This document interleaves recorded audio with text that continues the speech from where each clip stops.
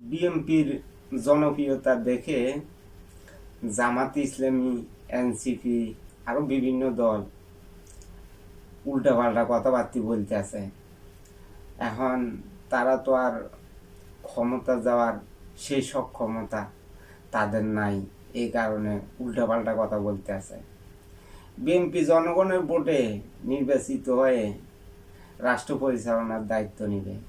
এই জামাত ইসলামী আর এনসিপি যতই ষড়যন্ত্র করক, এই অন্তর্বর্তীকালীন সরকারের প্রধান উপদেষ্টা যতই ষড়যন্ত্র করক, কোনো লাভ হবে না।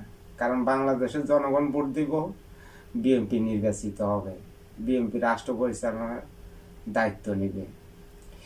বিএনপি যেহেতু রাষ্ট্র পরিচালনার দায়িত্ব না নিতে পারে, এই কারণে নির্বাচন কমিশনার, অন্তর্বর্তী সরকারের প্রধান উপদেষ্টা ডক্টর ইউনূসের উপদেষ্টারা বলে দিতে আছে যে ভোট গণনা দেরি হবে। ভোট গণনা দেরি হবে মানে জামাত ইসলামীকে ক্ষমতা নেওয়ার সে পরিকল্পনা।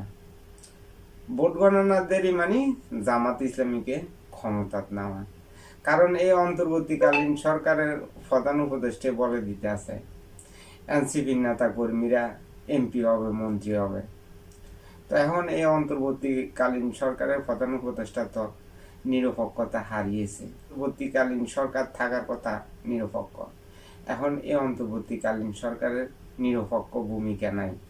এই অন্তর্বর্তীকালীন সরকার এখন জামাত ইসলামীর পক্ষ নিয়েছে, এনসিপির পক্ষ নিয়েছে।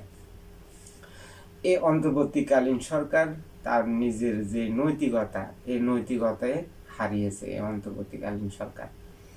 তো এই অন্তর্বর্তীকালীন সরকারকে দিয়ে অবাধ, সুস্থ, নিরপেক্ষ, শান্তিপূর্ণ নির্বাচন কোনোভাবে সম্ভব না।